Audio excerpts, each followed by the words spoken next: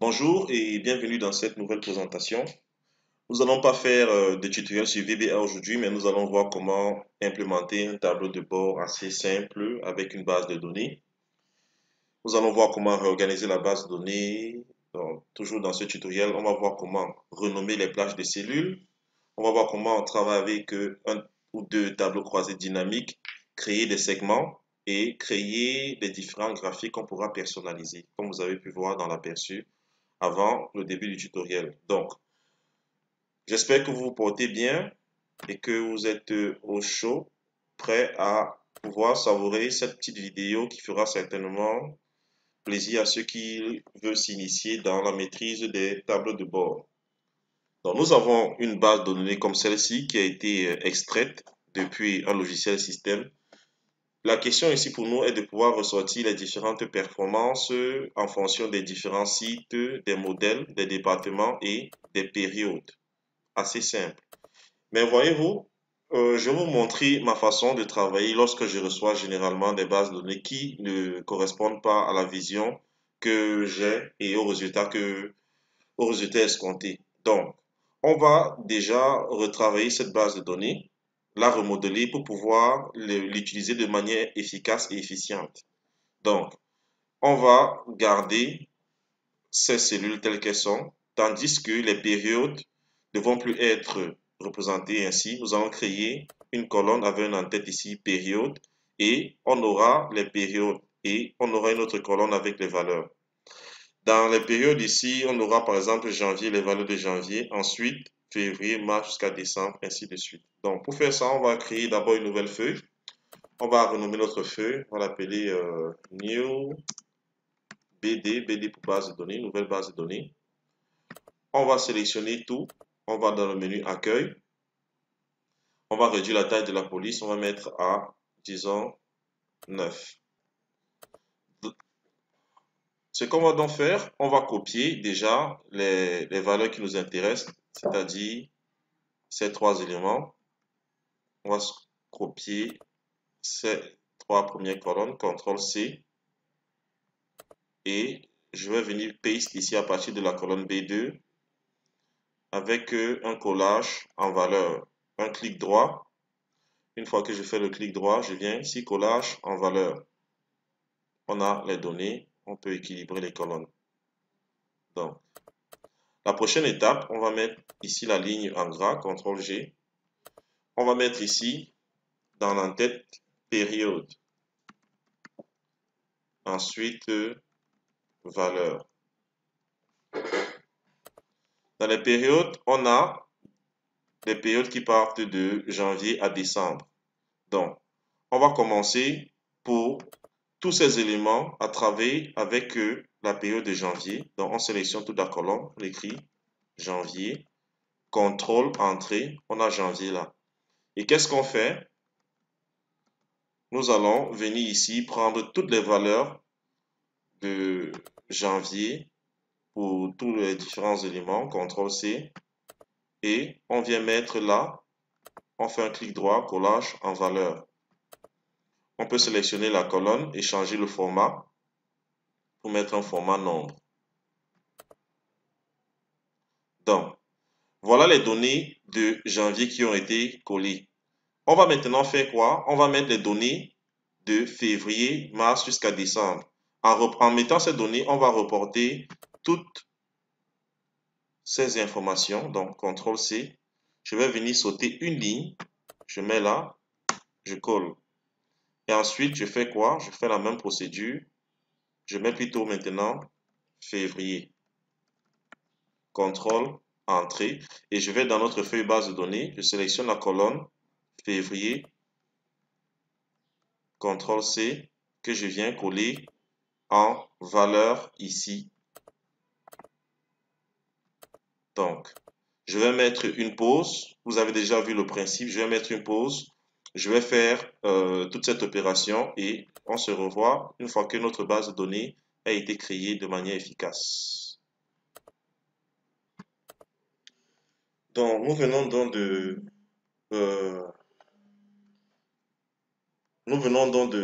retravailler notre base de données. Maintenant, nous avons les différents en-têtes, items, site, modèle, département, période, valeur, représentés ainsi. Ça sera plus simple pour nous maintenant de pouvoir créer un tableau croisé dynamique pour pouvoir ressortir les éléments que nous recherchons. Avant toute chose, nous allons renommer de manière dynamique notre feuille de calcul, notre base de données. Quand je dis renommer de manière dynamique, c'est quoi? C'est de dire que si vous avez des valeurs qui vont s'insérer encore, supposons que c'est des valeurs que vous recevez pratiquement tous les mois, toutes les semaines, s'il y a des valeurs qui vont être insérées, c'est-à-dire 361 valeurs, 362, ainsi de suite, il faudrait que le tableau croisé dynamique puisse prendre en considération les nouvelles valeurs. Pour faire ça, on va devoir donner un nom à cette base de données et la rendre dynamique. De telle sorte que si les éléments sont ajoutés, le nom va prendre en compte les éléments ajoutés et vu que le tableau de croisée dynamique sera basé sur le nom, l'analyse va pouvoir prendre en considération les nouvelles valeurs, c'est-à-dire la mise à jour de notre base de données. Pour pouvoir créer un nom dynamique, qu'est-ce que je fais? Je viens dans l'onglet ici, formule, je viens dans gestionnaire de nom. Arrivé dans gestionnaire de nom, je vais créer sur nouveau. J'ai cette boîte de dialogue qui apparaît, je vais l'agrandir un peu. Donc, qu'est-ce que nous allons faire? On va appeler notre base de données, on va donner un nom ici, on va l'appeler base underscore de underscore données.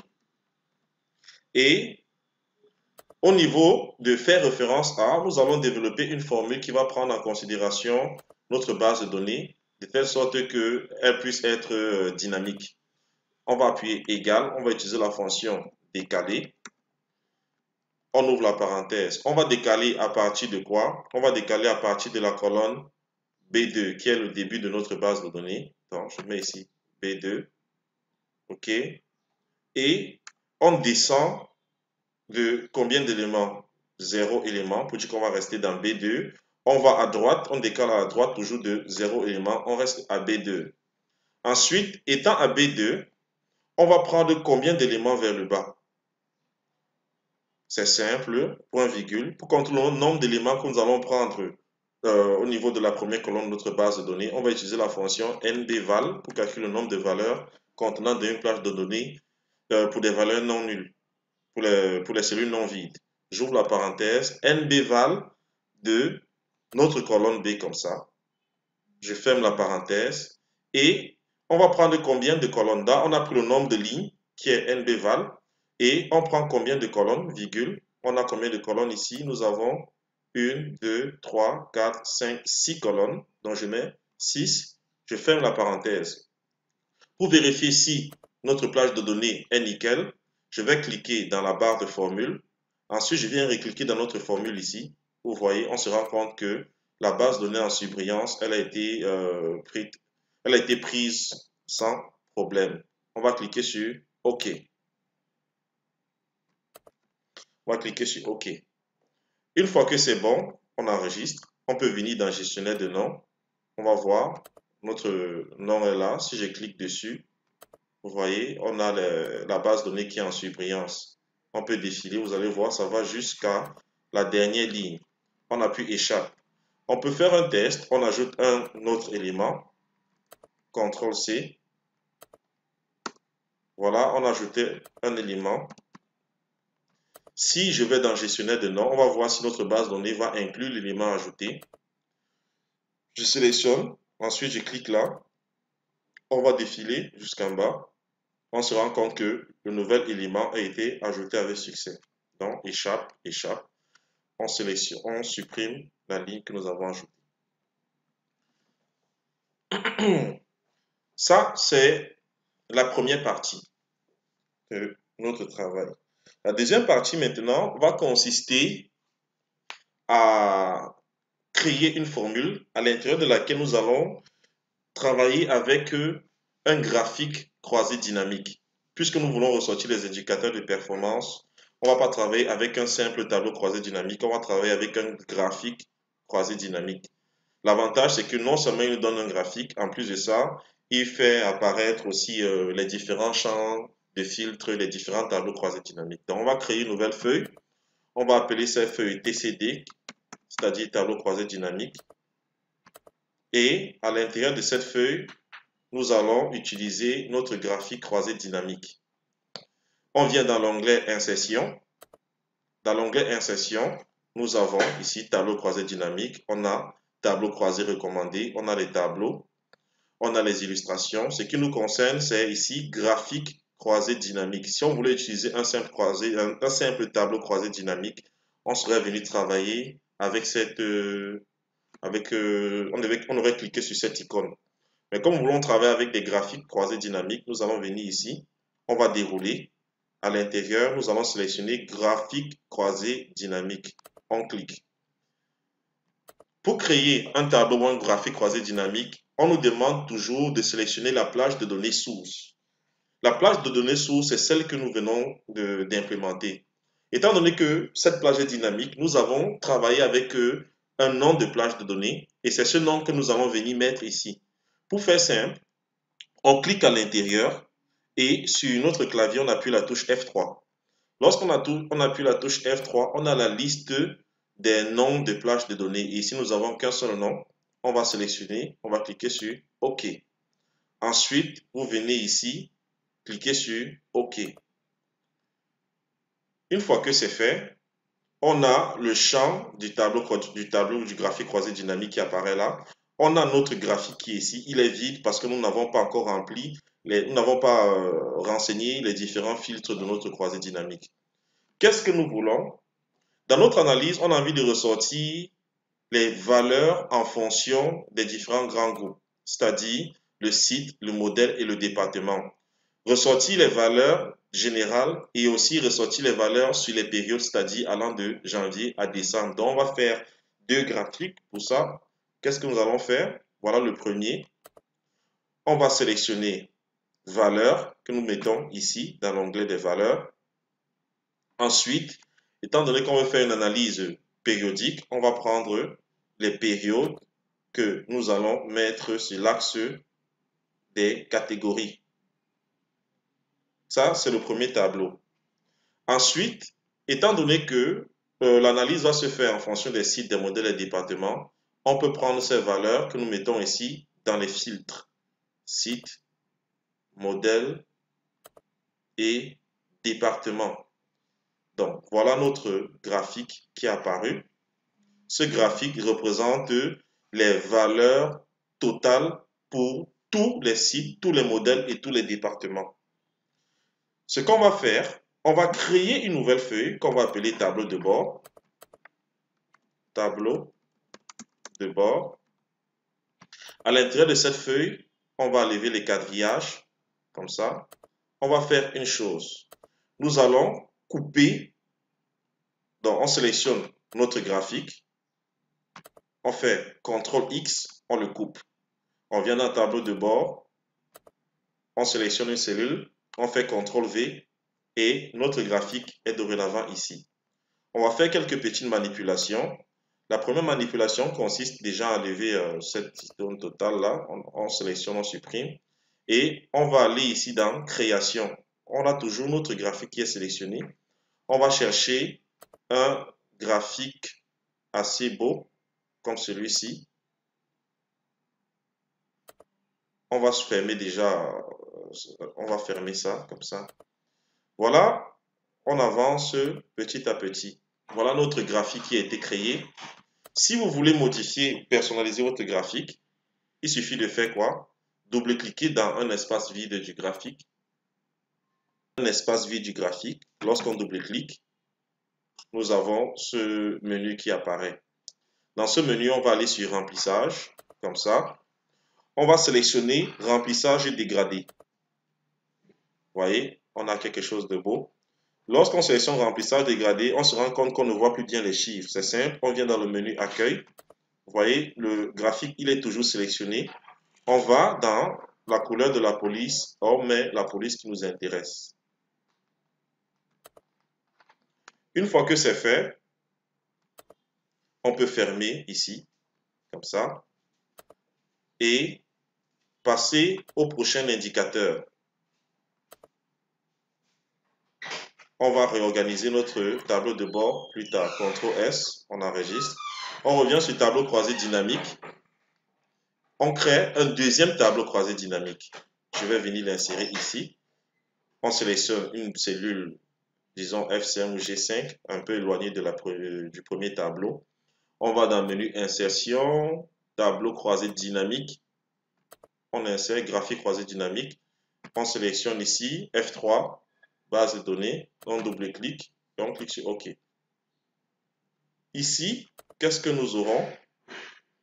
Nous aurons toujours là les valeurs, mais cette fois, nous allons prendre modèle qu'on va mettre là,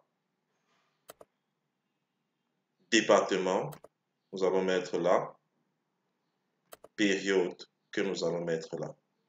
Donc, on va pouvoir représenter tous les éléments sur un seul graphique. Une fois que c'est fait, on fait la même opération. On clique sur notre graphique, on fait un CTRL X, on vient dans notre tableau de bord, on fait un CTRL V. On peut fermer cette fenêtre. On va modifier le type de graphique maintenant. On va dans Création, on va chercher pratiquement,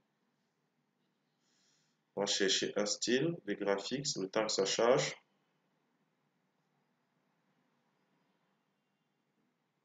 On va prendre celui-ci.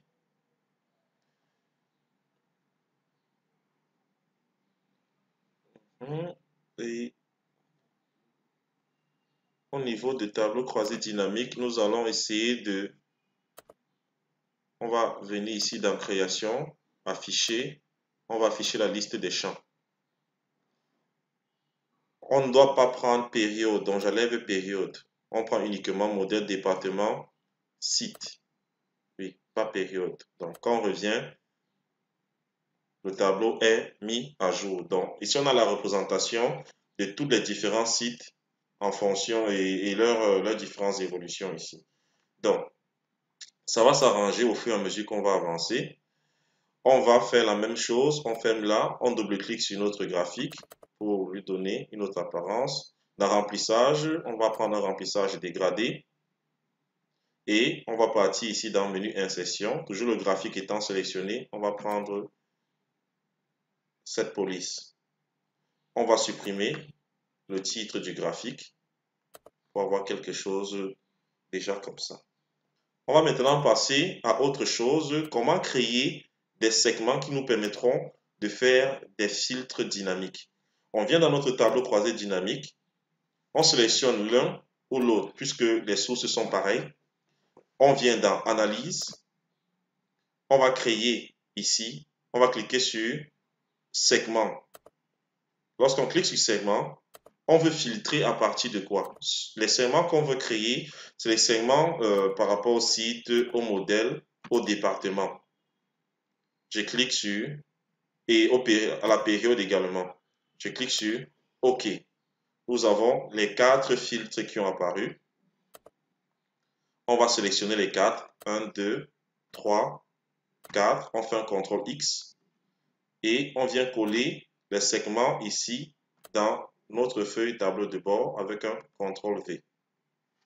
Pour le moment, tout encore embrouillé. On va passer à la réorganisation de notre tableau de bord.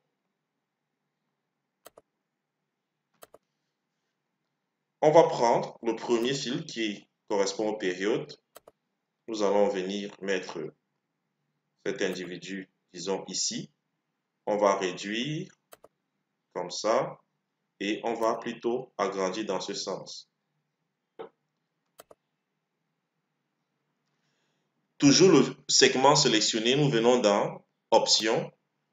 On va mettre, étant donné que nous avons 12 mois, nous allons mettre 12 colonnes. Comme ça.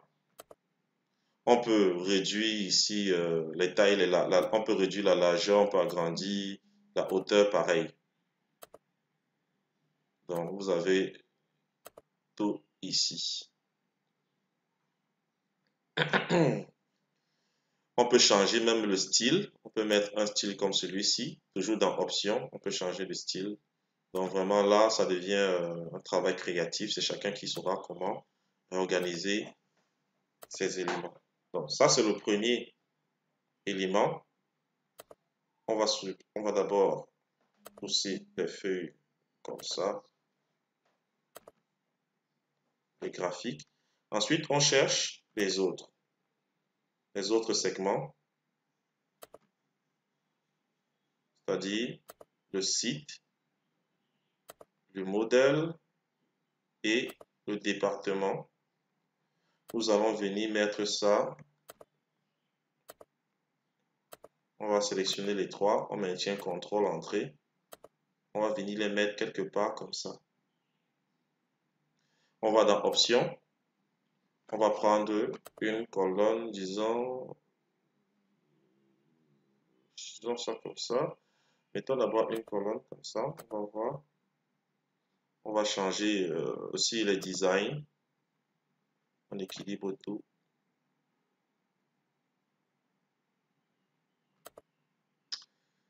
On va changer les designs. On va prendre des dégradés comme ça. Sélection, dégradé, dégradé. Qu'est-ce qu'on va faire? On peut réduire la barre des tâches pour pouvoir avoir une vue d'ensemble. On va sélectionner nos segments. On va agrandir.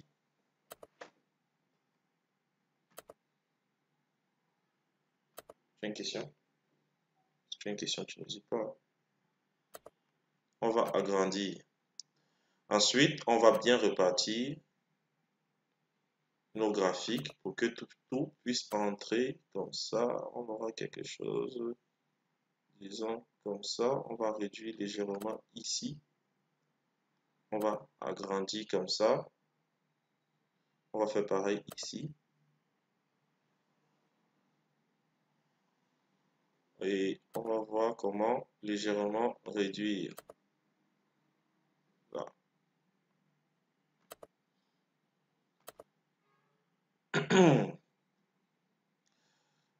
Pour mieux aligner au segment, on peut sélectionner les segments.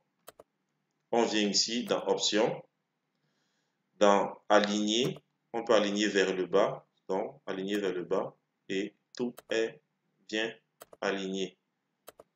Troisième des choses, c'est changer la couleur de fond de notre feuille de calcul. On sélectionne toute la feuille. On va dans le menu Accueil. On va dans Remplissage. On peut sélectionner une couleur qui nous convient. On va chercher comme celle-ci. Nous sommes en thème bleu. Donc, nous arrivons déjà presque au thème. Il faut maintenant savoir à quoi servent tous ces segments. Les segments ici là nous permettent de faire des filtres. Si je veux voir par exemple, dans ce graphique, nous avons les évolutions mensuelles pour tous les différents types de sites. Et pour un site correspond à un modèle qui correspond aussi à un département. Donc si on veut voir par exemple les évolutions de Douala Aqua 1, on va cliquer sur Douala Aqua 1. On a les évolutions qui avancent. Mais on se rend compte qu'ici, le graphique n'a pas changé. C'est simple. Étant donné que nous avons deux graphiques croisés dynamiques allant tirés d'une même base de données, l'idée pour nous, c'est de pouvoir lier nos segments aux deux différents tableaux. Pour faire, je fais un clic droit ici sur ce segment. Je viens dans Connexion de rapport. Je clique sur Connexion de rapport et je coche le deuxième croisé dynamique. Je valide. Vous voyez, les données ont changé. Je fais pareil pour tous les segments. Connexion de rapport. Je lis les différents tableaux croisés dynamiques. Je fais pareil ici. Connexion de rapport. Je lis croisé dynamique et même au niveau des périodes, on va lier les deux tableaux croisés dynamiques. Une fois que nous avons fait, tous les deux tableaux croisés dynamiques qu'on vient de créer sont désormais liés et on peut apporter, voir des évolutions par exemple sur une ville. On voit les évolutions ici en fonction des filtres. Vous voyez, au fur et à mesure qu'on change, ce qu'on peut ajouter dans notre graphique, c'est des valeurs. Donc, clique sur le plus. On cherche étiquette des données. On voit le petit plus. On va mettre centré bord extérieur. Comme ça. pour avoir aussi les indicateurs chiffrés. On va faire la même chose ici en bas. Le plus, étiquette des données et bord extérieur. Donc, là, on peut lire facilement. Nous avons les évolutions ici sur 12 mois. On peut décider de voir pour janvier uniquement. On a les valeurs de janvier, pour février uniquement. On peut décider de cocher plusieurs. Pour cocher plusieurs, on vient, on active ici la sélection multiple. Ensuite, on peut prendre janvier, février, mars et juillet. Vous avez la possibilité de voir les évolutions. Donc là maintenant, ça va dépendre de vous. On peut faire pareil ici. On active la multisélection. On prend 2. Vous voyez là, vous êtes dollar aqua 3, dollar aqua 5, dollar aqua 1. Et vous voyez, les graphiques sont directement liés. Pour supprimer un filtre, on va cliquer sur cette flèche pour que tout revienne à 0 pour ce segment et également là. Voilà, c'est touffu parce qu'il y a tout. On peut décider de faire également le filtre sur les modèles, départements, etc. Si on clique sur modèle, vous voyez, ce modèle, il correspond au site dollar aqua 1 pour le département RH. Donc, voici l'introduction d'une première partie parce qu'on va faire une série de tutoriels sur les tableaux de bord également parce que j'ai reçu beaucoup de demandes où certaines personnes disaient que je fais uniquement du VBA. On se rend compte que d'autres personnes ont aussi besoin de maîtriser aussi l'outil Excel. Donc nous allons faire plusieurs tutoriels et il aussi à noter que il y a des tutoriels pour l'implémentation des programmes assez complexes. Mais là, c'est des formations que nous faisons en live. Si vous êtes intéressé par une formation, peu importe le type de formation, peu importe le sujet, vous pouvez nous écrire, vous pouvez nous écrire avec votre demande et on va faire une formation rien que pour vous, pour le sujet que vous aurez mentionné. Avec cette période de confinement, c'est le moment pour nous de pouvoir avancer réellement de manière efficace dans nos tutoriels d'une part, et pour ceux qui veulent avoir des connaissances plus affûtées, pour me contacter, on va faire des formations en ligne, en streaming, des formations privées, que ce soit Microsoft Excel, VBA, implémentation des projets, comment créer des logiciels, gestion de stock, gestion intégrée, gestion de restaurants et tout. Donc, c'est le moment. Laissez des messages, laissez des commentaires. Si vous avez aimé ce tutoriel, n'oubliez pas de liker et de partager pour que d'autres personnes puissent connaître également la page et profiter des différentes connaissances que nous partageons ensemble. Je vous souhaite déjà une très bonne santé et à la prochaine pour un autre tutoriel. Strategic 6, votre monde, c'est notre vision.